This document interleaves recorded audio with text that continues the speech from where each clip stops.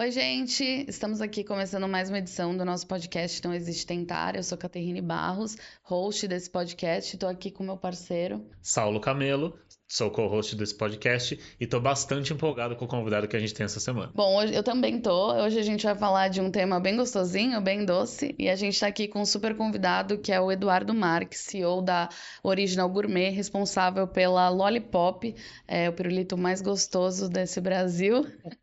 Prazer ter você aqui com a gente, Edu. Imagina, gente, eu que agradeço o convite. Vai ser muito bom poder compartilhar um pouquinho que a gente está aprendendo ao longo desses 5 anos aí, desde que a gente começou do zero até 15 milhões de unidades. Sim, e para falar um pouquinho sobre o Edu, ele tem um vasto currículo aí, já passou, é administrador, já passou pela Nielsen, Colgate, Nestlé, trabalhou com a Manco, Coral, Grupo Marinho Andrade, e hoje está aí na Original Gourmet, responsável por toda a operação da América Latina, né, e do Lollipop, que é esse pirulito que ele não trouxe pra gente hoje, mas que a gente vai falar bastante dele. Então, Edu, pra gente começar, a primeira pergunta que eu te faço é: pra você, existe tentar? A vida é uma tentativa, né? A gente tenta todo dia. Eu acho que depende da maneira que você encara o fato do tentar. Se a gente entra naquela, vamos ver o que rola, ou não, vou tentar e se não der certo a gente tenta de outra maneira e até achar a maneira certa, né? Que é muito o que eu falo. Essa de achar a maneira certa é o não tentar, é ir lá e conseguir, dar um jeito de fazer. Mas concordo também com o seu ponto de vista. Não, é aquilo que eu falava para vocês, é o que eu estimulo muito a minha equipe, decidam, né? Façam, né? Assim, meu trabalho todo dia eu tenho que decidir. Então é onde entram as tentativas, né? O que a gente fala muito é que o tentar é muito também sobre mindset. Se você já sai com aquele mindset do eu vou tentar, né, do eu não sei se vai dar certo, ele pode te atrapalhar, ele pode ser um empecilho. Você buscar as alternativas, você encontrar caminhos para resolver aquele problema, para conseguir aquilo que você está buscando, atingir sua meta, etc. Aí sim, você fazer de fato. Não importa como, às vezes a gente vai trilhar um caminho e a gente vai ter que adaptar ele, ou a gente vai ter que voltar e tal, mas não sair, né? A gente começou muito com esse discurso do não tentar aqui, justamente conversando com a equipe de que às vezes já começava uma tarefa com aquele sentimento de derrota, né? Do eu vou encontrar um obstáculo, eu não vou conseguir, eu vou tentar, vou ver o que é possível, e esse é um movimento, né? Um mindset mesmo que a gente prega muito aqui dentro, e por isso o podcast, mas para a gente falar sobre essa de você buscar caminhos e alternativas para solucionar alguma coisa. E quem falou isso foi uma pessoa muito melhor que nós, né? Como você sabe, mestre Yoda que trouxe essa pra gente, né? Não, eu acho que assim, você tem duas maneiras de tentar. Aquele tentar covarde, do tipo, e aí? Não, e tentar o seguinte, não, peraí, a gente estruturou, tem uma ideia, né, tem plano, a gente olhou para trás, a gente estudou, a gente organizou, definiu tudo. Pô, vamos pôr na prática, Sim. né? O pôr em prática é uma tentativa. Mas só que você tem que ir assertivo, você tem que ir para ganhar, né? O teu esporte e o meu, né? Sim. São esportes de contato. Se a gente não entrar nessa de realmente de ir para fazer, a gente se machuca, né? Sim. Eu Além acho de que se tem. machucar, você não vai nem entrar pra Você ganhar. prejudica seu time. Ah, Então assim, o tentar é isso. Acho que tem que fazer, né? Tem que sim. fazer. E como foi essa jornada aí vamos começar de trás para frente, né? Mas de trazer aí a questão da marca, né, Lollipop, que já tinha toda a sua relevância mundial e tal. Mas como foi, né, esses 5 anos que você vem atuando aqui, trazendo a marca e descobrindo como é que vai atuar nesse mercado? Enfim, conta pra gente um pouco disso. Assim, a história toda começou em 18, quando a Original Gourmet ela queria entrar no mercado sul-americano. Ela entendia. A Original Gourmet é uma empresa americana, tem 40 anos, sede em New Hampshire, né, nos Estados Unidos, tem uma fábrica em Ohio. A gente tem uma outra fábrica em Istambul, que além de pirulito, né, a gente também tem lá wafers, bolacha, chocolate e tal. E tem a fábrica no Brasil que faz só lollipop, né?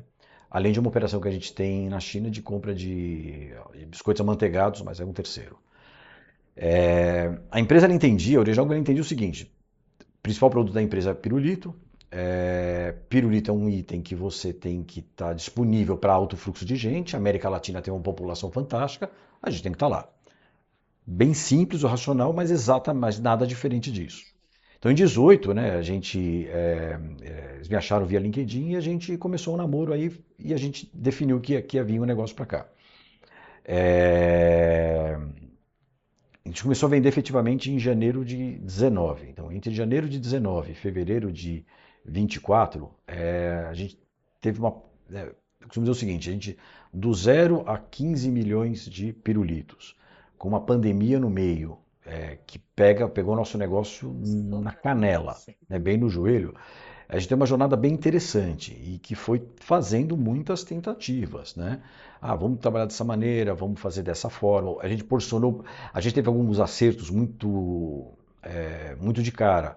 Como é que a gente posicionou o pirulito, né? A gente sabia que era um produto super premium. Enquanto um pirulito custa R$ 1,20 hoje, né? O Lollipop custa R$ 5, R$ 5,50, em alguns lugares um outro posicionamento. Por quê? Porque quando o pirulito demora 5, 10 minutos para consumo, o Lollipop leva 50 minutos para ser consumido. Enquanto um pirulito normal ele tem uma série de ranhuras, bolinhas de ar que não são tão confortáveis no consumo, o Lollipop ele é lisinho do começo ao fim, né? O Lollipop ele tem um pedaço do doce muito importante preso ao palito, porque não tem como sair o doce do palito. Ele é um produto muito mais seguro. Falava para vocês, eu sou de uma geração que é sobrevivente da bala soft, né? Então o Lollipop não tem esse risco, né? Não, era horrível.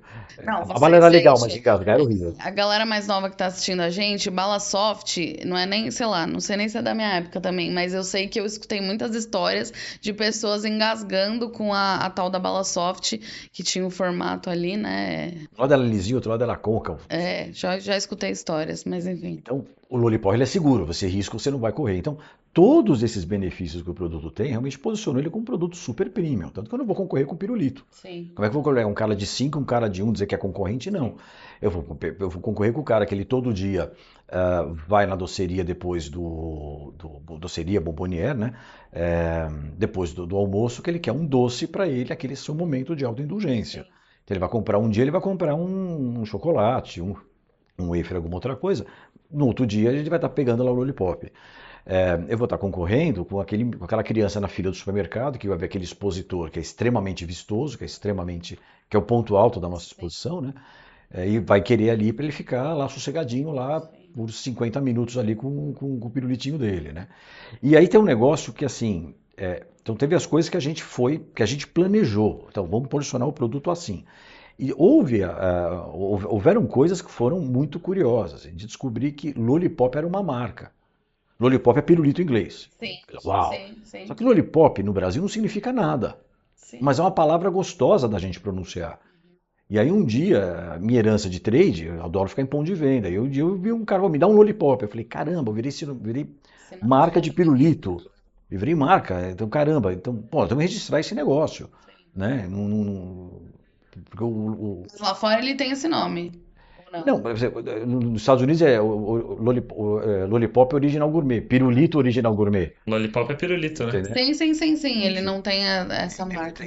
Então o cara vai pedir 30 mil Lollipops lá e vai pedir o nosso, beleza. No Brasil, Original Gourmet nem significa grande coisa, né? Agora, Lollipop tá bem claro e ele tem um logotipo colorido, ele é muito vistoso, tal, enfim, então ele chama. Então, houveram as duas coisas.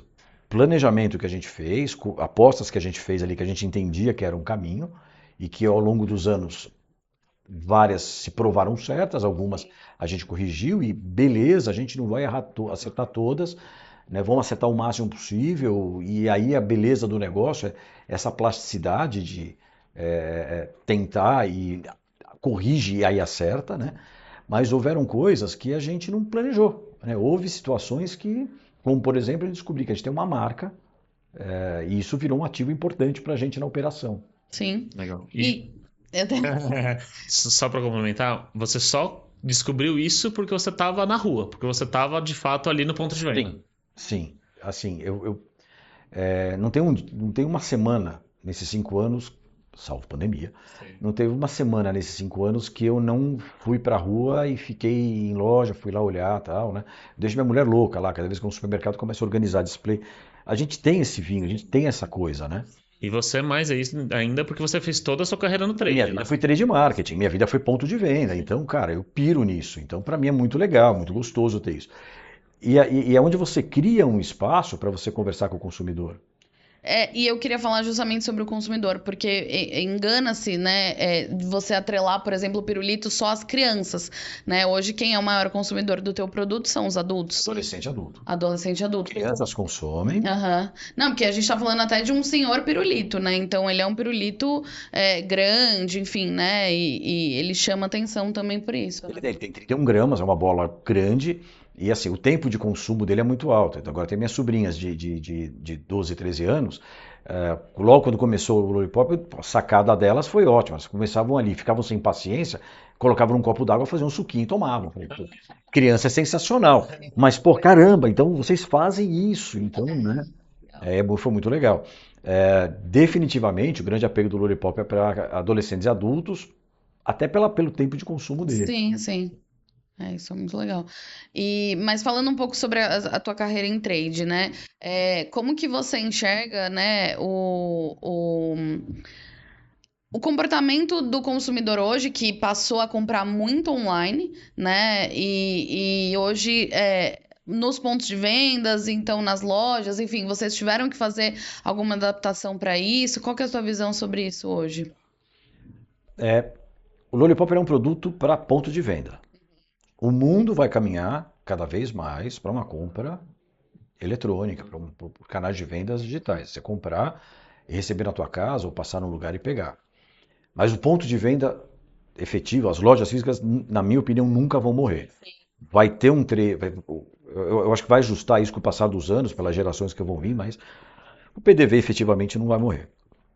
E o Lollipop foi feito para isso, né? Até o próprio expositor magnético, que coloca ali todos eles espetadinhos ali, com a banderola ali, com sabores e tudo, isso foi feito para isso há 40 anos atrás. Isso obviamente foi amadurecendo ao longo do tempo, mas a essência dele está lá.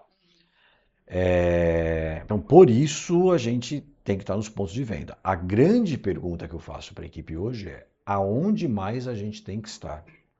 No supermercado, lá no checkout, bonitinho, bem de acordo na cara do consumidor que está passando as suas compras? Ok, perfeito. Isso a gente tem que fazer, a gente tem que ser PhD nisso. Agora, onde mais? E aí eu recebo foto de um distribuidor que colocou o Lollipop numa oficina de motos. Eu falei, pô, por quê? Eu falei, porque o cara vai estar esperando o conserto da moto dele ali, né?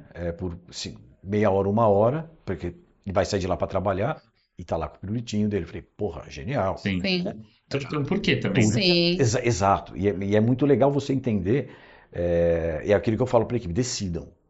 Né? E aí são essas decisões que vêm do campo para mim e falam, porra, legal. A galera tá todo mundo na mesma, tá todo mundo equalizado, né? Entendendo isso.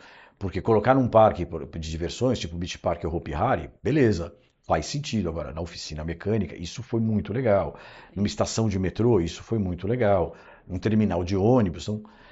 E tem coisas que assim, são tão óbvias que a gente não olha. Sim. Né? Mas, efetivamente, a equipe, né, principalmente os vendedores dos distribuidores, eles estão fazendo essa leitura do mercado de onde colocar.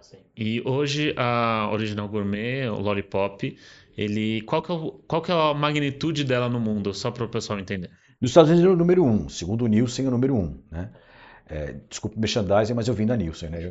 Para mim é inevitável. Nos Estados Unidos é o número 1, né? O volume que a gente faz no Walmart, por exemplo, é absurdo. A gente está falando de containers ano, né? Além de todas as demais redes. Na Europa a gente é o segundo número 2, né? Mas tá ali super competitivo e, de novo, se for olhar pirulito por pirulito, a gente tem um outro posicionamento. Sim. A Ásia a gente é líder, né? Na América do Sul a gente está no Brasil, a gente está no Chile muito bem, Paraguai e Equador a operação está começando.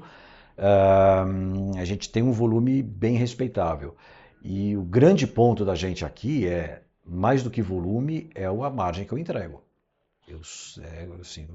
O grande delivery do Lollipop pro varejista, pro distribuidor e pro varejista é a margem que ele entrega. O que faz uma operação muito saudável para um produto de impulso. E também faz sentido com o que você falou antes de posicionamento. Não faz sentido você competir com um cara de R$1, você vai ter uma margem maior, mesmo tendo um volume de vendas menor, é isso?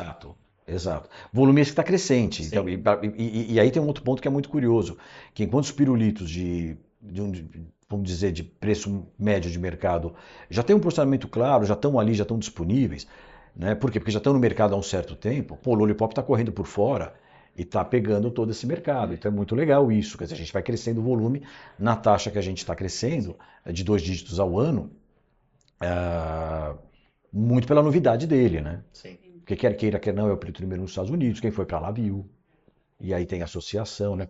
Eu me lembro, a embalagem dele, o invólucro, né? O wrap, ele não tinha nem ainda logotipo ainda, era só transparente, que a gente estava fazendo alguns testes. Eu coloquei um para vender no clube. Eu coloquei um lá no clube, lá no café, e falei pro tio lá do café, falei, ó, vende essa semana por tal preço, vou te trazer uma boa semana que vende por tal, porque a gente estava fazendo ajuste de preço, teste de preço e tudo mais. Cara, colocou o expositor lá no balcão, eu sentei para tomar um café, eu vi o menino passar. Papai, olha o pirulito da Disney. Puta, genial, Nossa, genial. Ele prova reconhece. social. Exato, exato, né? A gente não faz muito essa associação porque a gente não paga o royalty da Disney para usar, mas a gente vende pacas lá dentro, né? Sim. E- E para dar essa magnitude, quantos pirulitos, assim, a gente tá, para o pessoal entender, em 2023, no ano passado, quantos pirulitos vocês venderam? Ano passado no Brasil foram 6 milhões, quase 6 milhões e meio de 6 unidades. milhões de De pirulitos. unidades. Agora sim, o que é bacana a gente ver a curva. 19 a gente fez 1 milhão. Legal. Em 20, com todos os problemas de restrição de circulação pela pandemia, a gente vendeu 1 milhão de unidades. Aquela coisa. É um crescimento também que... A gente fez um ano, no segundo ano, com todos os problemas, a gente manteve. Beleza. A gente fez 2 milhões e 200 no terceiro ano, e aí no quarto ano a gente fez 5. Aí a operação começou a ficar bacana, né? Porque os clientes também tinham um volume, porque aí você faz a cadeia de distribuição funcionar. Então, minha cabeça de trade, eu penso de trás para frente. Assim, lá na ponta, o varejista ele tinha um produto que ele colocava e que ele sabia que ele ia girar e ia girar deixando dinheiro. O distribuidor sabia que tinha uma demanda de pontos de venda para isso, né? E ele se interessou muito mais, né? E a indústria ficou feliz também, porque no Brasil quem produz para a gente é a Simas Industrial. Ela, na verdade, ela comercializa em toda a América, todo o Brasil. É muito bom ter uma empresa dessa magnitude trabalhando comigo ombro com ombro, porque os caras, assim, a Simas ela tem 80 anos de história, então eles dominam o mercado de doces lá no Nordeste. E eu digo que o Lollipop brasileiro é o melhor das 3 fábricas, né? Primeiro pela máquina que a gente tem no Brasil, é a mais nova, mais tecnologia, o insumo brasileiro é melhor, nosso açúcar é melhor, leite é melhor, e o know-how da dona Simas. Isso para mim é cabal, né? Por quê? Então a gente tem esse produto, então ah, isso tudo Contribui, né? contribui para a gente ter esse êxito que a gente tem hoje. E pensando no que você disse, né? Você fala, eu falo muito para minha equipe, decidam, né? Pensando numa equipe de vendas que está buscando inserir e melhorar a performance de um produto no mercado, quais pontos você considera que são importantes para auxiliar nessa decisão, né? Pensando enfim, alguém que é um gestor de uma equipe de vendas ou que está começando o seu negócio, do seu ponto de vista, com esse know-how todo de trade e essa experiência de introduzir um produto no mercado brasileiro, o que você considera que são pontos importantes para tomar uma decisão, para melhorar a performance de um produto no mercado? O Lollipop pode ser a Excalibur dos pirulitos, né? Pode ser o melhor produto do mercado na categoria dele, ter todos os benefícios que a gente tem um puto orgulho de mostrar e tudo mais. Mas, gente, no final do dia, é um pirulito. Okay? É um item de impulso que, se não tiver disponível, não vai vender. Ninguém vai sair de casa com colocar lá 3 lollipops na sua lista de compra, né? Ninguém vai entrar num Lolli Delivery, certo? É um pirulito, um item de impulso, categoria conveniência. Ponto. Então, o primeiro item é entender a essência do seu produto, né? Então, a essência dele é essa. Ele tem que estar bem posicionado e disponível. Então não adianta assim, a gente tem um expositor que ele cria de uma área morta, ele cria um centro de lucro, né? Esse é um dos motos que a gente coloca para o produto. Ok, beleza. Não adianta meu expositor estar lá vazio. Ele tem que estar preenchido, tem que estar cheio. Até pelo efeito visual que ele cria, por tudo mais. Então, assim, isso eu falo, isso é doutrina, né? Eu falei, gente, se isso não tiver feito, cara, a gente pode estar na principal rede de supermercado do estado de Minas Gerais, com 250 lojas. Se isso não tiver feito, cara, a gente não tá. né? Simples assim. Sim. Então, primeiro ponto, né? Tá presente no ponto de venda e bem abastecido, tá? É a pior coisa é você chegar lá, né? Você vê ali a gôndola, enfim, você vê ali o mostruário e você não ter o produto para. Você tem um impulso e você não tem o produto para te E atender, aí vai né? acontecer o inevitável. Expositor está vazio, vão colocar meu concorrente lá. Pô, me custa 80 conto cada expositor daquele. Isso me dói assim, né? Enfim. Então, assim, isso é importante. Segundo, ele tem que estar bem abastecido, porque aquele expositor ele tem um efeito visual importantíssimo. Vende mais porque está sempre cheio, né? Nenhum trocadilho com campanhas bem-sucedidas que a gente já viu, mas esse é fato, Sim, sim. né? E a gente entende isso muito claro. Então, esse é o primeiro ponto. A equipe tem que entender que é o básico que tem que ser feito, não é o básico bem feito, tem que ir além disso. Mas, assim, para ir além, isso tem que estar sendo feito, né? Número 2, é entender a quantidade de expositores e a relação do expositor com o que ele vai estar na área de venda, né? Então, assim, muitas vezes é comum a gente entrar num corredor, no checkout, o caixa está do lado direito, o lollipop está do lado esquerdo. E aí, assim, o primeiro impulso é, caramba, tá errado, né? Tinha que estar do outro lado. Aí você começa a olhar que ali é um checkout que vai estar sempre aberto, vai ter sempre fila, e está do lado esquerdo, que num primeiro olhar está errado, na verdade é muito assertivo, porque eu estou chamando a atenção de quem está ali. Então é ponto para quem colocou o produto ali e observou esse ponto de vista. E até uma curiosidade mesmo, como que é essa negociação das marcas com o lojista sobre o posicionamento do produto? Porque imagino que existe até uma briga, né, entre determinadas marcas para estar ali. Como que isso se dá, assim? Eu não conheço muito dessa parte. Como que é essa negociação? É uma coisa que é um espaço que as marcas conseguem exigir? É pagando mais? Como é que é esse relacionamento, essa discussão para posicionar o produto no lugar que você quer, do jeito que você precisa, dentro de cada um dos estabelecimentos que você opera? A gente está na faixa de Gaza do supermercado, que é o checkout, Sim, né? sim. Tudo assim, quem tem um item impulso quer estar lá, quer estar bem exposto, paga muito dinheiro para estar lá, porque é um espaço que o varejo cobra caro, porque dá retorno. E eu acho que a grande questão é, como no Brasil o Original Gourmet tem só o Lollipop, a parte boa é que foca num produto só. A parte ruim é que eu fico mais frágil em relação a empresas que têm muito mais produtos no checkout. Quando você perguntava, né, de concorrência, eu não vou concorrer com um pirulito de R$ 1 enquanto o meu tem esse posicionamento. E eu vou competir muito mais com uma empresa que vai colocar um item no checkout do que efetivamente com outro doce. É a concorrência pelo espaço, né, na área de venda. Quando a gente vai buscar um distribuidor, nunca vai ter um distribuidor perfeito. Você vai ter um distribuidor que ele vai estar mais perto do que você precisa. Então, quando a gente acha o distribuidor, ou o distribuidor, e agora ele já começa a nos procurar, né? A gente já existe, afinal, é, a gente orienta o distribuidor nesse sentido, de é aqui que a gente tem que estar. O distribuidor, obviamente, ele sabe como trabalhar com isso. E aí a parceria da gente com o distribuidor, de conseguir preparar um pacote para levar para o varejista e ter isso disponível, é que é o fator crítico de sucesso.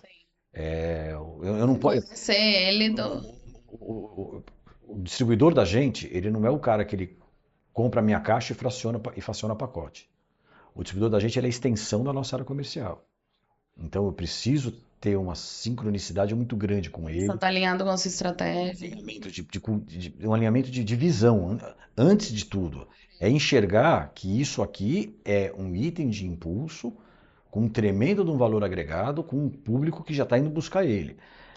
Beleza, o distribuidor entendeu esse primeiro passo, então vamos para o segundo passo, vamos alinhar as estratégias, vamos alinhar as políticas comerciais e tudo mais. Mas essa parceria é importante, porque na hora que o distribuidor ele vai para a negociação com o varejista, ele sabe que ele tem uma retaguarda da indústria importante, que vai apoiar ele nisso. E aí a gente chega competitivo e o resultado está aí, a gente está presente. Sim. E você atuou em grandes corporações, né, como Nestlé, Colgate. E qual que é a grande diferença agora, né, de você ter toda essa marca, esse respaldo por trás, e agora um desafio que você pegou do zero em 18 e veio construindo a marca e inserindo o mercado no Brasil? Cara, quando eu fui para Colgate Palmolive tinha já trocentos anos de Brasil, não vou lembrar, mas era uma coisa, acho que 70, 80 anos, sei lá. Era uma empresa extremamente estabelecida, né? Nestlé estava já olhando já a sua festa de 100 anos. Então, assim, foi muito bom eu ter trabalhado numa empresa com marcas consolidadas, com toda uma estrutura de merchandising, de ponto de venda, de marketing, logística, e, porra, foi lindo. No Lollipop, né, aquela coisa, né? O meu chefe ele falava para mim, Eduardo, vai para o Brasil, pirulito número 1 nos Estados Unidos, vai ser número 1 no Brasil. Cara, a gente sabe que aqui pode ser a primeira marca lá, mas aqui a gente ia ter que construir, né, um trabalho de todo dia, né? Lollipop, a gente fala muito de unidade porque é sempre de um em um, né? E convencer o pessoal lá, segurar a ansiedade, que não ia ser da noite para o dia que a gente ia chegar nesse consumo, foi talvez o mais difícil do que fazer esse trabalho de pingadinho. É, então, cara, foi muito uma questão das crenças que a gente criou, né, de entender que, pô, esse produto ele vai dar certo no Brasil. Por quê? Porque o brasileiro gosta de novidade, esse produto vai de encontro com o que o público brasileiro quer, por todos os benefícios que ele tem, porque a gente está posicionando ele corretamente, porque a gente tem uma tremenda qualidade. Então, haviam várias crenças nossas, e eu e a Simas a gente discutiu muito isso, para amadurecer, para ter essa visão bem consistente, bem madura para a gente ir. E foi no dia a dia que a gente foi provando isso, né? Ah, a escolha dos distribuidores, os distribuidores que eles teriam a infraestrutura que a gente precisava, a gente entregar para esse distribuidor a rentabilidade que ele buscava, que ele precisava para a operação dele ser saudável. Então foi literalmente uma construção de Lollipop em Lollipop até conseguir fazer isso, né? E foi muito gostoso chegar e olhar e falar, caramba, dava aquele, falei, caramba, eu estou descoberto, né? Não tenho todo esse arcabouço de infraestrutura, né? Tinha a Simbas com toda a capacidade dela, mas na hora de colocar um pirulitinho no ponto de venda, num conceito, não tinha nada. Então, foi muito isso de planejar, né? Muito um conceito de trade marketing que a gente fala de gerenciamento por categoria. Gerenciamento por categorias não é um conceito de trade, mas é muito forte dentro do trade. Que é estuda, planeja, implementa, mede. Estuda de novo, planeja de novo, implementa de novo, mede de novo e você fica nesse espiral que ele é contínuo, né? Há 5 anos a gente está fazendo isso. Mudou a estratégia em 5 anos? Não, não mudou. Mas as táticas, sim. A forma de ir para o mercado, sim, né? Até porque quando a gente estava num momento em que a gente estava em 5 estados do Brasil era uma coisa. Quando a gente está em praticamente toda a federação, aí é outra coisa, né? E hoje, qual que é a principal estratégia da marca número 1 dos Estados Unidos de pirulitos, que está aqui no Brasil? Qual que é a principal estratégia de trade que vocês atuam? Definitivamente em estar bem posicionado no ponto de venda. Lembre-se que é um pirulito no final do dia é um pirulito. Se eu não tiver bem posicionado e abastecido, nada, absolutamente nada do que a gente planejar vai funcionar, Saulo, nada. A partir disso a gente tem uma infinidade de coisas para fazer. Mas se eu não estiver bem posicionado e abastecido, um produto no supermercado você tem o grande desafio de cadastrar, né? Gôndola não é elástica, você tem um monte de item lá dentro, o comprador tem uma carteira de itens que ele tem que administrar e ver a margem dele dentro da loja, tem que ter a reposição. Então, cadastrar é um tremendo desafio. O Lollipop ele tem um segundo desafio, que é manter o expositor abastecido. Eu marco meu território lá com o expositorzinho, mas ele tem que estar abastecido. Porque eu prometo um resultado para o varejista e se isso não acontece, se ele não tiver abastecido, eu não entrego, né? Então, o primeiro ponto é esse, Saulo. E isso a gente tenta doutrinar mesmo toda a nossa cadeia de distribuição. A gente tem que estar bem posicionado e abastecido. Ponto, né? Dois, então tem que estar lá a banderola. Por que a banderola? Porque ele tem os 16 sabores. O consumidor ele pega o pirulito, ele compara com o desenho, ele vê qual é o sabor que ele quer. Então tem que ter a banderola, isso ajuda na venda. A banderola tem que estar nova, tem que estar bonita. Se não tiver legal, tem que trocar, né? É, o preço tem que estar muito evidente. Enfim, se isso tudo não vai acontecer. Agora veja, isso só vale a pena se eu estou posicionado e abastecido, né? E imagino que essa jornada não tenha sido linear, né? Ela pode, enfim, você citou a própria pandemia aí como uma fase de difícil, né? Acho que foi para todo mundo de aprendizado, mas teve alguma, enfim, que você possa contar, alguma surpresa, alguma barreira, algo que não foi exatamente, né, do planejado para o implementar, você encontrou ali uma dificuldade, alguma coisa que foi uma surpresa mesmo, algo que vocês, putz, não estavam prevendo lidar com isso e tiveram que se adaptar, assim? Talvez as maiores dificuldades que a gente teve foi encontrar os distribuidores certos em cada estado, em cada região, né? E depois perceber a quantidade de distribuidor por estado ou por região. Essa talvez tenha sido o grande aprendizado da gente nessa história. Em estados que a gente entendia que um bom distribuidor vai resolver o meu problema no estado, a gente percebeu que não. Pô, esse estado ele tem essa característica, a gente vai ter que fracionar a área, põe essa área para fulano, põe essa área para ciclano, isso aqui a gente, né? Outros estados que a gente entendia que a coisa funcionava de uma maneira que talvez tivesse que ter mais parceiros, não, a gente encontrou um parceiro que efetivamente resolveu aquela questão no estado, né? Então esse talvez tenha sido o aspecto que a gente revisitou mais vezes, né? Estado por estado, sentar com o vendedor da gente daquele estado, eu falei, e aí, como é que tá indo? Cara, que não tá performando aquilo que seria o potencial. A gente não tá chegando nesse número de pontos de venda. Cara, o que nós estamos errando? Aonde que a gente tem que corrigir? Será que é o distribuidor ou será que é a forma que a gente está mostrando para a equipe de vendas do distribuidor o que tem que acontecer? E essa é uma provocação que eu faço até hoje para a equipe. Aonde que está o equívoco? Está na atuação do distribuidor ou está na forma que a gente toca o distribuidor? E aí a gente percebeu que a nossa maneira de falar com o distribuidor, às vezes tinha que ter um ajuste, tinha que ter uma mudança, e aí a coisa funcionava muito melhor, né? Você fazer essa lição de casa, né? Essa lição de casa era importante, né? Daí a cultura de trade de estar no cliente, de estar lá, de sair com o vendedor, né? Tem dois lados, tem um lado que a gente consegue ouvir o consumidor falar, né? E você tocou não estou com o crachá da Original Gourmet de Lollipop, então eu sou mais um consumidor na loja, você conversa. Mas também tem um outro lado de você também tirar essa informação do consumidor e ver como fazer ser mais efetivo na colocação. Simples assim, Palmas, Tocantins, estava mexendo no expositor e eu falei, nossa, cara, esse pirulito, né? Vai por esse moto que ele realmente tem um posicionamento agressivo, e a pessoa falou, vale cada centavo. Pena que eu não encontro no mercadinho perto da minha casa. Ok. E aí, distribuidor. Então, eu ouvi isso de uma pessoa. Uma pessoa não é base estatística de porcaria nenhuma. Sim. Mas tem um Mas é um insight, indício que a né? gente poderia estar melhor distribuído em pequenas lojinhas aqui em Palmas e que aí efetivamente você faz um volume maior e aí a gente tem mais força. E aí foi dessa conversa que ele falou, não, realmente a gente mapeou ali, se eu não me engano, eram 150 pequenos varejistas que ele falou, eu vou estar isso aqui, nesse trimestre eu fecho isso. Né? E efetivamente ele fechou e efetivamente ele vendeu mais. Né? E aí também você também vai criando uma base também que vai aquela coisa, pô, você tem um produto, eu não tenho?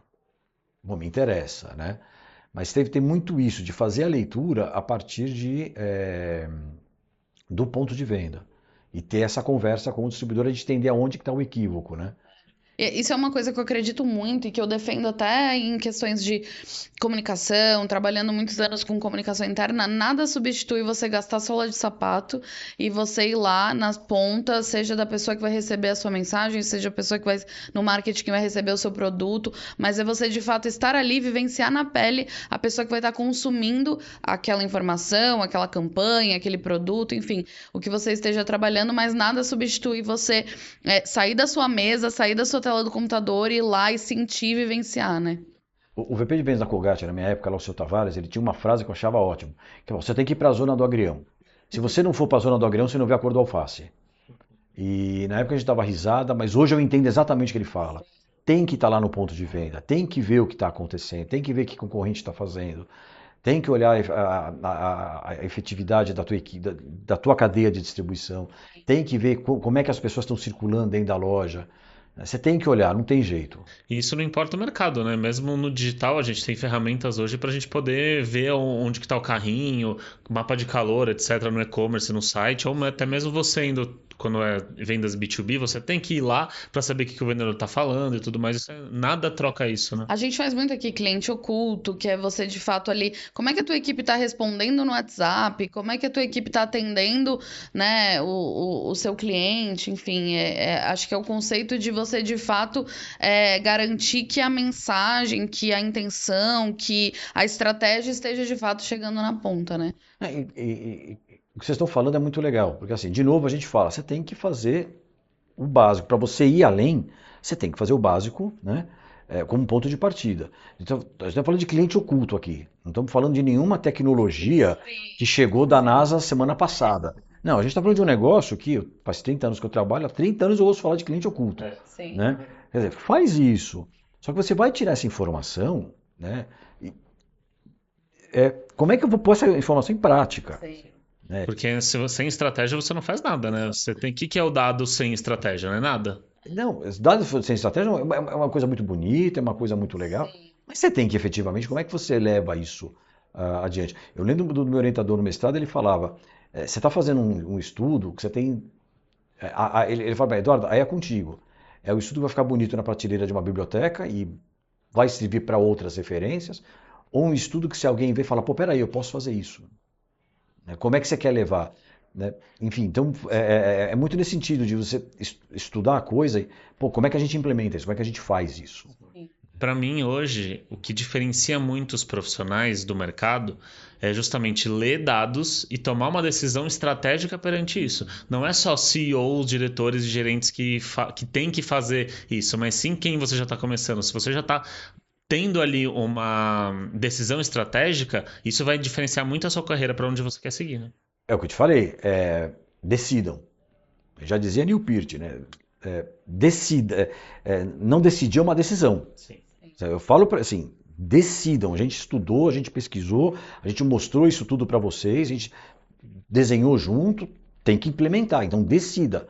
Se você não quiser implementar, se for uma decisão, ok. E vamos discutir por que isso não aconteceu, o que pode ser melhorado. Né? A gente teve casos que isso aconteceu e foi uma decisão acertada. Mas foi consciente. Então, assim, decidam. E isso tem muito a ver com a cultura do não tentar, de fato, a partir do momento você aferir os dados, você tem as informações, você tem insumos ali para tomar uma decisão, tome a decisão e vai até o fim, né? E se precisar, vai até o fim, que eu digo, coloque em prática, mas obviamente, se vê que precisa ajustar a rota, ajuste, mas no sentido de melhor você estar fazendo do que você estar planejando aquilo que eu falo sempre, né? O ótimo inimigo do bom. Então você às vezes fica planejando uma perfeição, um momento ideal, o timing ideal, o produto ideal, o mercado ideal, o distribuidor ideal, e você de fato não coloca aquilo em prática, né? Você não vai, não realiza e não coloca na rua algo que vai te trazer ainda mais informações para você aperfeiçoar a sua decisão, né? Exato. Eu vi há um tempo atrás um podcast contando a história da fundação de uma companhia aérea no Brasil, que eles falando, a gente quer fazer diferente. Né? E aí o exemplo que ele deu eu achei que foi muito bacana. Então, pô, chega lá, os comissários vão falar tá com o netinho aí, aqui netinho o quê, cara? É meu filho. Pô, né? Enfim, você cria um diálogo, você não vai acertar todas, né? Mas você está tentando ser diferente. Eu acho que isso é importante hoje. Informação é muito rápido. Tem um monte de clichê que a gente pode falar hoje sobre hoje o mercado é imediato, está tudo muito rápido, tudo se transforma, em 5 anos tudo está... Ok, mas é assim, a vida é assim. É um clichê, mas a vida é assim. Então a gente tem que arriscar, a gente tem que tentar. E se não funciona, cara, beleza, gerou um aprendizado. Não dá para ficar. Eu gosto muito mais da palavra testar do que tentar, justamente por causa desse mindset de chegar e fazer. Mas é basicamente a mesma coisa. É o fazer, né? Um ponto interessante que você trouxe, que me chamou a atenção, é que você falou, distribuidor é muito importante para mim, e também o fornecedor, né, o fabricante. E ambos são pessoas que estão ali na ponta. Me conta como que você toma essa decisão de escolher o seu fabricante, né? E também os seus distribuidores. O que você vê ali na hora de recrutar, de escolher um parceiro nesse sentido? Assim, o fabricante é a gente, nós somos a indústria, eu vou ter em cima alguns fornecedores que vão fazer expositores, algumas coisas para a gente, na nossa cadeia de distribuição, né? Então a gente produz o Lollipop, embarca com toda essa questão de embalagem, de display, de expositor, e eu coloco no distribuidor. Eu acho que o mais importante em termos de fornecedor para a gente é o cara que ele entenda a qualidade que eu preciso para alguns expositores. Tem expositores que eu preciso que eles sejam eternos, sejam perfeitos, fiquem na área de venda, eu nunca mais me preocupe com eles, né? Tem expositor que eu vou fazer que ele é um negócio que ele é temporário. Ele vai funcionar por um trimestre, vai funcionar por um período sazonal e beleza, isso tudo está valendo. Agora, um ponto importante é o fornecedor ele me sinalizar também mudanças. Nos Estados Unidos, o Lollipop tem a exposição idêntica do Brasil. O display magnético, eles ficam todos ali penduradinhos e lá a bandeirola. Nos Estados Unidos ele está, na maioria, o varejo americano, tirando a grocery, aquela loja pequenininha, mas o grande varejo americano, esse expositor ele vai estar a 20 metros da entrada da loja, temperatura constante, ar-condicionado, iluminação artificial. Aquela bandeirola vai durar anos, sem exagero. No Brasil, né, mesmo numa loja, numa grande loja, né, a maioria das vezes o expositor ele vai estar muito perto da entrada. Então ele vai estar sujeito a temperatura, a calor, a operadora do caixa vai pegar ali o negócio e vai se abanar, vai ter mil coisas. Então quando o fornecedor me fala, olha, a gente consegue fazer essa mesma impressão de bandeirola para você, só que numa gramagem menor, um negócio que ele vai durar... Os dois vão durar ao mesmo tempo. A diferença é que esse aqui vai custar uma fração dessa peça super premium que você tem. Então, isso é importante. Porque não se esqueça que eu tenho um parceiro aqui no Brasil que é assim, mas que para ela essa questão de custo é... Bom, para qualquer empresa esse custo é importante. Então, e aí é importante enxergar essa necessidade no meu parceiro, né? E essa gestão de custo, ela geralmente está muito nos detalhes, né? Sim. É nos mínimos detalhes que fazem a diferença e um impacto grande para a tua operação. Porque a gente começa a ver distribuidor, olha, tá aqui o meu pedido, tá, não sei o quê, e me manda 200 bandeirolas. Aí o outro, olha, tá aqui o nosso pedido, manda 150 bandeirolas. Mas por que tá tanta bandeirola sendo consumida? De novo, você está no ponto de venda, você começa a entender. Mas por que nos Estados Unidos é assim? É claro que nos Estados Unidos é assim, lá é outro formato de trade. Então, e aí você faz esse ajuste. Então eu tenho um fornecedor que se antecipa algumas necessidades, ele simplesmente me diminui, não tão simplesmente, mas ele me diminui o custo, cara, tá perfeito. Então esse é um ponto de escolha, é um cara que ele entende o meu negócio a ponto dele se antecipar às minhas necessidades. Né? Depois eu, enquanto fornecedor, eu entender a necessidade do meu distribuidor. Né?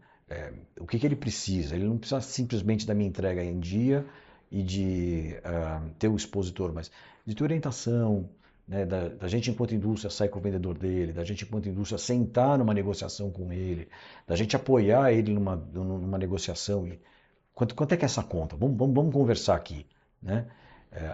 Vai ter essa coisa desse distribuidor se sentir forte, né, com o apoio da gente. E ele também ser o primeiro ponto de apoio do varejista lá na ponta. E ele fala, eu tenho um baita distribuidor, o vendedor está sempre passando aqui, né? E é importante que o distribuidor ele não é um distribuidor de Lollipop, ele é um distribuidor de um conjunto de produtos nos quais eu estou no meio. Então, se esse vendedor entendeu a importância do meu produto, então ele leva esse pacote de soluções para varejistas, no qual eu estou lá dentro, cara, a cadeia de distribuição fica linda, porque o varejista está forte, o distribuidor está forte, a gente está forte, está todo mundo forte. E eu acho legal ouvir você falar, porque hoje eu vejo que o Edu e a Lollipop, eles meio que se fundiram, né? Você virou um super advogado aí do pirulito, Faz 5 anos. você fala isso com tanta paixão que eu tô assim, eu preciso de um pirulito saindo, de um pirulito não, de um Lollipop saindo daqui pra fazer isso, mas eu queria que você falasse um pouco assim, né, em todos esses papéis que você teve aí e funções na sua carreira, qual que é o denominador comum, assim, o que você, Eduardo, consegue, independente de estar onde está hoje, que você consegue, que você busca, né, colocar em tudo aquilo que você faz e que você também hoje faz uma autoavaliação e percebe que esse foi e é o seu grande diferencial naquilo que você faz, naquilo que você emprega. Pô, pergunta legal essa. Dá pra fazer essa pensar. Não, eu acho assim, acho que tem duas coisas que eu sempre, lá atrás, né, desde o estagiário até hoje, né, tiveram duas coisas que eu sempre considerei muito importantes. Primeiro é propósito. Eu sempre tive uma dificuldade grande de fazer as coisas somente por fazer, por entregar. Eu sempre queria entregar e tinha que fazer sentido lá na frente o que estava sendo entregue, né? Lá atrás, na Nielsen, tinha um software que eu trabalhava lá, que era o Spaceman, que desenhava a gôndola do supermercado. Então, não estava preocupado. Eu lembro que eu discuti isso com o meu chefe. Eu não estou preocupado simplesmente em desenhar a gôndola do supermercado, o meu cliente ter lá o sistema e aprender a desenhar a gôndola e desenhar a melhor gôndola possível. Puta, ia ser muito legal medir depois isso e ver o que aconteceu. E tal. Então, ter um propósito efetivo de contribuir com o negócio do cara, né? Então, e isso foi, a vida toda foi assim, né? Essa questão de ter um propósito, enxergar uma coisa lá na frente. E a segunda coisa é de não aceitar verdades absolutas. O Lollipop foi muito claro quando ele chegou para mim e falou: olha, somos número um na América, vamos ser número um no Brasil. Eu falei: vamos, hoje não é nada, hoje é zero. Tá? A gente vai chegar lá, mas nesse momento, meu amigo, a gente tem que, né, tem que correr. Cimentar, Não, construir. tem um chão danado para correr aí. Né? E ao longo da vida foi assim. Né? Eu me lembro na Nestlé, eu me lembro que a gente foi uma vez que eu queria entender como é que chegava chocolate na esquina uma esquina, não? Alguém vendendo. Né? Bom, por que entender isso? Ah, porque daí eu vou ter uma cadeia de distribuição mais forte e definitivamente eu vou ter mais produtos Nestlé na mão do menino no farol de trânsito do que o concorrente. Não, não era isso, não era só isso. Mas era entender que tinha uma economia que acontecia ali, que era forte e que a gente contribuía com isso. Né? Então, de que maneira que a gente é mais efetivo nisso para contribuir com essa economia? Né? Então, é isso, é de entender um pouco esses propósitos. E não aceitar verdades absolutas. Não é porque o produto estava chegando lá que aquilo era, numa cidade violenta como a nossa, que aquilo era um pretexto para alguma coisa maior. Não, não, não, mas caramba, tinha um tiozinho que ele carregava a Kombi dele todo dia, ele fazia pesquisa de preço na época no Macro, no Sames, os atacarejos não eram tão populares na época ainda, mas então ele ia no Carrefour, no Extra, comprava ali o que ele precisava comprar, colocava nessa Kombi e saía vendendo, lá tipo no Largo 13, em Santo Amaro, em escritório de contabilidade e advocacia, em lojinha, em escola, uma porção de coisa. E aí isso ia acontecendo. E a gente sabe, e aí entender que, caramba, eu consigo ser importante para esse cara e esse é um negócio, isso é o que esse cara se mantém, né? E eu contribuo com isso. Então, entender essa cadeia na época e entender a importância dessa economia foi muito legal. Né? Então, são essas duas coisas que eu acho que eu sempre fiz: ter propósito, né? Para as coisas e entender como é que as coisas, assim, questionar as verdades absolutas. Investigar, né? Acho que você, pelo que você traz muito na sua fala, é de tipo, tá, deixa eu investigar, deixa eu ver, deixa eu entender, deixa eu partir do meu. Deixa eu partir de princípios muito claros para poder então investigar e traçar onde a gente tá, né? O mestre Yoda falava pro Luke, né, cara? Para a força, ela faz você enxergar o que você não está vendo, né? Então era isso, tentar enxergar o que a gente não está vendo mesmo, né? E Edu, hoje qual que é o seu dia a dia como CEO? Cara, a minha vida é basicamente comercial. Eu tenho todas as preocupações comerciais, de garantir estoque, garantir entrega. Eu tenho a fábrica fica em Natal, então eu tenho uma logística longa do Nordeste para o Sul, Sudeste, principais mercados. É, o correto atendimento desses distribuidores e o suporte a esse distribuidor, a equipe de vendas está dentro desse distribuidor para fazer para que eles promovam a distribuição que a gente espera, que a gente precisa, né? E todos os problemas inerentes nisso. Então eu respiro muito mais essa questão comercial. Isso aí é uma grande parte do meu tempo.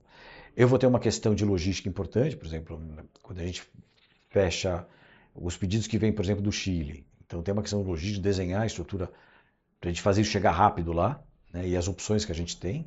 Caminhão é mais rápido, né? Mas talvez não seja o mais eficiente. Talvez barco seja mais longo, mas seja muito mais eficiente, que tem muito menos riscos, né? Numa comparação simples. Uma preocupação muito grande de qualidade. Uma coisa é quando você tem uma produção para 1 milhão de pirulitos ano, e outra coisa é quando você está indo, quando você já está com mais de 1 milhão de pirulitos produzido em 1 mês e meio. Então você tem uma preocupação de manter isso tudo bonitinho, os 16 sabores. Tem uma questão de marketing muito grande, são 16 sabores, sempre na mesma proporção. O algodão doce, que é o rosa e azul, vende mais, tem mais. O de coco, que é o que vende menos, tem menos.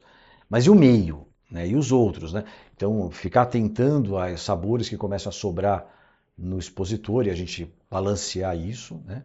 A comunicação também é muito importante. Nós não vamos fazer comercial na Globo às 8 da noite ou colocar o meu banner no principal site, no principal portal de notícias.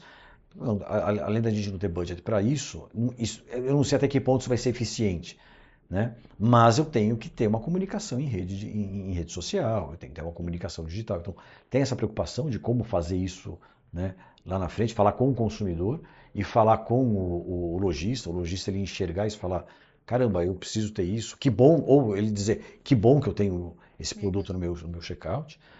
Então, isso é a grande parte do meu trabalho, né? Tem aí as questões dos royalties e tudo, mas isso daí toda essa retaguarda é um tempo muito... É importante, a gente mantém isso, mas é o meu menor tempo, né? Ainda bem. Sim. E uma outra pergunta é, você e sempre foi do esporte, né, do rugby, e o que você traz do rugby, do esporte para o seu dia a dia como filosofia, como aprendizado? Puta, cara, tudo, velho. Tudo. Eu costumo dizer o seguinte, cara, eu toco baixo e jogo rugby. Assim, eu sou o cara que eu gosto de juntar as coisas, né, e trabalhar em equipe, né? Então, assim, o baixo é muito isso. E na música né, ele conecta a harmonia, ele entra com a harmonia para pegar o ritmo e o tempo da música, deixar isso tudo coeso, fazer uma coisa coesa, né? E o rugby, cara, ele é um esporte extremamente coletivo, né? E assim, você tem um embate, você tem o tackle, que você vai pra porrada, mas também você tem muita coisa de você entender o momento do jogo, de fazer as coisas para ter o menor desgaste possível, o maior avanço possível. Então, cara, a gestão que a gente faz hoje é essa. Então, assim, eu sou. Se me perguntar, Eduardo, o que você faz hoje? As pessoas me perguntam o que você faz, eu falo, eu vendo pirulito. Sou vendedor de pirulito. Você fala, oi? Mas é verdade, eu sou o primeiro da fila. Né? De uma equipe eu sou mais um lá dentro para vender pirulito. Então, assim, todo mundo lá dentro está vendendo. Não importa. E o legal é que a venda é a máquina da empresa, né? O coração, não tem o que Cara, fugir, né? cara, mercado de consumo. Mercado de consumo. O produto está lá disponível. Tem que estar lá. Se isso não acontecer, cara, é hora da verdade. Se isso não acontecer, acabou. Alguma coisa tá errada, Tudo né? muito bonito, tudo muito legal, mas acabou. Eu não vendo, não remunera a equipe, não remunera ninguém, eu não me remunero. E a cultura de vocês é venda e disponibilidade, pelo que eu tô entendendo. Assim, é a essência do nosso negócio, é uma operação de trade, tá? Saulo, é colocar o expositor no ponto de venda e mantê-lo abastecido. Tão simples quanto complexo. Né? Então, assim, isso a gente, assim, você falou, o que o rugby me leva é isso. É como é que a gente trabalha todo mundo junto, entendendo que em tal estado eu tenho um vendedor e um distribuidor que tem um perfil, que vão trabalhar de uma forma, e o estado do lado é diferente. Mas entender a personalidade, a forma de trabalhar, a estrutura, o consumidor de cada lugar, isso tudo. E aí o time joga direitinho e a gente ganha. Edu, e uma curiosidade, né? Imagino que nesse tempo todo enfim, de trade, de gôndolas, de corredores de supermercados, você deve ter milhares de histórias aí, e histórias engraçadas e tal, para contar pra gente. Conta uma, assim, que desses anos que você acha que vale a pena contar, que é engraçado, enfim, para o dia a dia ali do trade. A história tem um monte, né? Ponto de venda é uma delícia, né? Ah, cara, na época de Colgate, tava virando Colinos para Sorriso, então era muito normal a gente. E foi um esforço muito grande da empresa. Eu me lembro que a gente estava, nem sei onde a gente estava, mas enfim, um sujeito lá foi ajudar a gente com caixa, com tudo, para montar um terminal lá e tal. Aí no final o cara falou: dá um sorriso pro cara, né? Aí eu olhei pro sujeito. Aí o cara, não, tá aqui seu creme dental, desculpa, né? Enfim, né? Teve dessas. Né, essa situação foi engraçada. Teve um que não foi ponto de venda. A gente fazia um projeto numa indústria de adoçante de estévia. E a gente estava no exportador aqui no centro de São Paulo, né? Há uns 8 anos atrás, que já era um lugar degradado, infelizmente. Não, a Cracolândia não estava como estava hoje, mas não era um lugar legal. Enfim, e aí eu lembro que eu saí do carro e o cara falou: dá o pacote de adoçante que eu esqueci de levar lá. O cara vai pegar uma bolsa pequenininha de 500 gramas de adoçante e dá na minha mão, um pó branco. Ali no centro de São Paulo, assim. Tinha uns caras do outro lado da rua, os caras ficaram doidos, assim, né? Aí eu, que eu fiz? Se alguém te parasse ali, né? Não, e aí o pessoal ficou assim, tipo, o que eu fiz, cara? Deixa eu ir embora daqui. Enfim, tem um monte de coisa, né? Muita coisa de você ver. Com o Lollipop é engraçado, né? Uma vez eu perguntei, nossa, é bom esse sabor? Qual que é o sabor que é legal e tal? E aí a mulher fala, isso aqui é muito bom, isso aqui eu dou pro meu marido, e ele fica lá vendo a televisão, vê o jornal, vê o futebol, não me enche o saco. Eu posso fazer o que eu quiser. Eu falo até com a minha mãe. Eu falei, caramba. Eu falei, o Lollipop colabora para a saudabilidade dos casais no Brasil, né? São 50 minutos. Edu, é muito prazer ter você aqui com a gente. Queria que você fechasse aí contando agora para esse ano, para 2024, o que você não está tentando, ou o que você está tentando, como você diz, mas o que você está fazendo, qual que é a sua principal preocupação aí para 2024? O grande desafio que a gente tem hoje é os problemas que eu tinha 5 anos atrás, eles não existem mais. Eu tenho hoje outro tipo de problema, o produto está no outro patamar. Então, a grande pergunta é quais são as necessidades que a gente tem hoje? Entender isso e responder rápido. Porque há 5 anos atrás, eu não assim, a minha velocidade era uma. Hoje, a gente tem 38 distribuidores no Brasil inteiro, 17 vendedores, um número absurdo de clientes no país todo, né, uma quantidade tremenda de expositores espalhados tem que ser reposto. Qual é a necessidade que eu tenho praça a praça, né, estado por estado, cidade por cidade, e como é que eu atendo isso rápido? E atendo da maneira mais certa possível. Esse é o desafio, porque os problemas de hoje são diferentes de um ano atrás. Há um ano atrás eu tinha uma quantidade de PDVs, uma quantidade de distribuidores, alguns mudaram e tudo mais. Então acho que o grande desafio é esse, é como é que eu mantenho a minha operação rápida, né, uma operação gostosa, uma operação legal, saudável, mas acima de tudo ajustada à nova realidade. Acho que esse é o grande desafio que a gente tem para 24, né, como fazer isso. E beleza, essa é a beleza do jogo. Edu, super obrigada por você ter vindo aqui conversar com a gente. Acho que foi uma aula para todo mundo. Obrigada mesmo e você está sempre convidado para voltar também. Obrigado a vocês por poder contar essa historinha. Esses últimos 5 anos. Eu tenho uma história de 30 anos, mas esses últimos 5, obviamente, foram os mais densos, né? Foi muito legal. Sim, Obrigado a vocês pelo convite. Sim. Obrigado mesmo, Edu, por você vir no Não Existe Tentar, mesmo tentando várias vezes. Como nós somos fãs de Star Wars já há muitos anos, né, a gente se conhece aí mais de 10 aí de BNI e por aí. E foi muito bom bater esse papo com você e a gente com certeza aprendeu muito por aqui. E queria aproveitar para falar para todos que marketing não é só mídias sociais, marketing não é só Google Ads. Marketing tem muitas outras frentes que a gente pode enxergar e o Edu trouxe aqui uma aula de trade para a gente conseguir aprender um pouquinho desse outro mundo que às vezes não está ali no nosso dia a dia, não está ali nas mídias sociais, ali tanto no hype, mas é muito importante para qualquer negócio para saber como que está sendo ali no ponto de venda, na distribuição, na venda ali final de um produto ou bem de consumo. Tá bom? Então, queria agradecer a todos aí por acompanhar o nosso programa Não Existe Tentar. E, Kate, por favor. Bom, gente, então essa foi mais uma edição. Espero que vocês estejam curtindo aí as nossas histórias. Vem muito mais pela frente, então fica ligado aí nos nossos canais do Spotify, do YouTube e também no nosso Instagram, Não Existe Tentar, para você acompanhar as novidades, cortes, notícias e tudo mais que a gente está trazendo sobre esse tema. Até mais!